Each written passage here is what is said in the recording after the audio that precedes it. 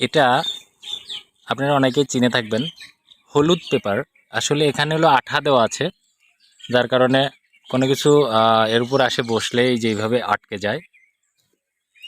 তো এটা বিভিন্ন ধরনের হয়ে থাকে, তবে হলুদটাই সবথেকে বেশি ব্যবহার হয় এবং এটার কার্যকারিতাটাও অনেক বেশি আমার কাছে মনে হয়।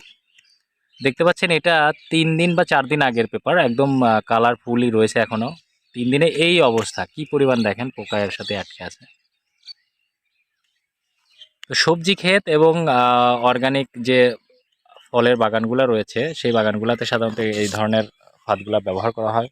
ক্ষতিকর যে পোকাগুলো আছে পেস্টিসাইড ব্যবহার না করে অর্গানিকভাবে ফল